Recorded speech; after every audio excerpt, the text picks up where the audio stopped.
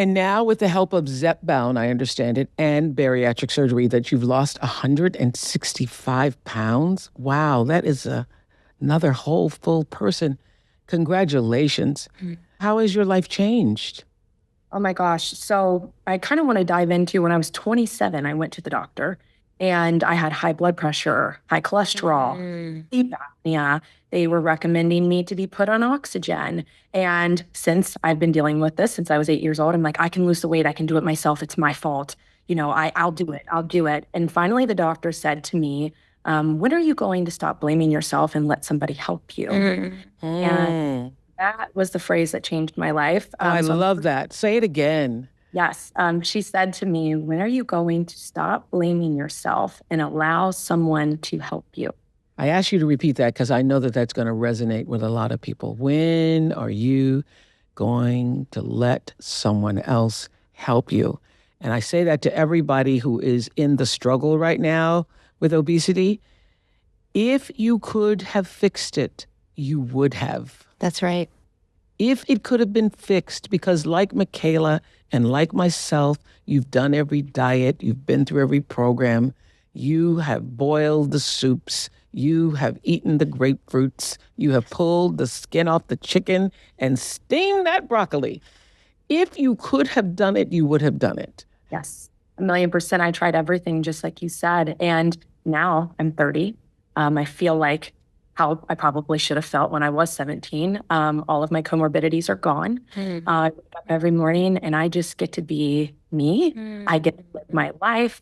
I get to eat food and enjoy it and not wonder if I'm going to gain 20 pounds at the end of the week because of what I ate. I use food as fuel. Just truly get to live my life. I feel like, Oprah, that I have been completely reborn. Like I am a new person altogether. I'm so happy for you. I am really, truly happy for you because I see how beautiful you are and how vibrantly you are now letting yourself be seen. You would not have worn that 165 pounds ago. You would not have even put on those earrings 165 pounds ago. I mean, I know. And I rejoice in your newfound sense of self and sense of well-being. I really do, because I know what the struggle is like. What's it been like for you being transitioning into this? I mean, 165 pounds over how much time?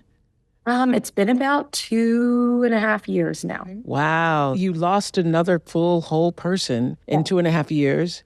And I know people's reactions to you, it's unbelievable, right? Yes. So I have truly, I wish I could say, oh my gosh, it's just been the most perfect experience ever. But I've truly been funneling through these three emotions. And it's been happy, sad, and mad. And I'm happy because I'm finally who I've always wanted to be. And I finally got the help that I needed. And I'm living this amazing life. I mean, look where I am right now. I'm talking to you, Oprah. I'm also sad. I'm very sad because no one would listen to me. I was constantly blamed for such a long time. And I think about the life I could have lived if somebody would have helped me.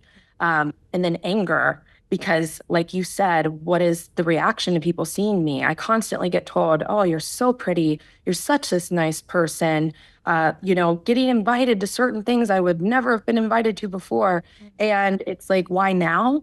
Why do you feel like that about me now? Because I've always been Michaela. I've always been this person. But then it funnels back into happy because I'm just happy I'm here now and happy I'm able to tell this story and advocate for other people just like me. Well, I want to bring in Dr. Rachel Goldman now, who goes by Dr. Rachel.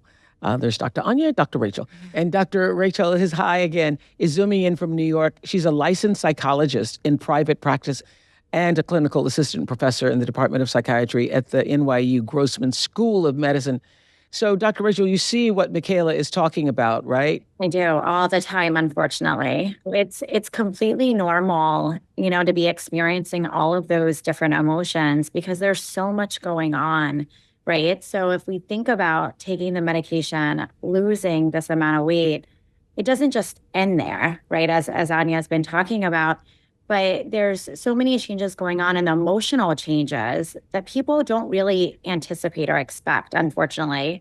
And I like to explain it in a way that there's a lot of changes that people don't expect, and they end up saying like, oh, that's not going to happen to me. And they don't really understand it until it does happen to them. Right.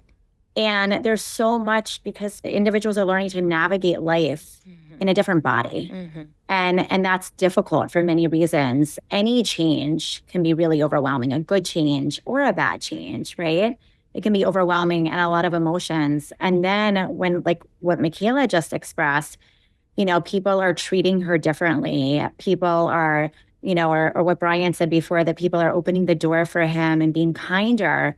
There's that realization of like, wow, the world and our society is really viewing appearance as, putting so much Absolutely. weight on that appearance. That's right. Yeah. I like what Michaela said. The reason why it's so angering is because you've always been this person. It's not like you became another person. Yeah.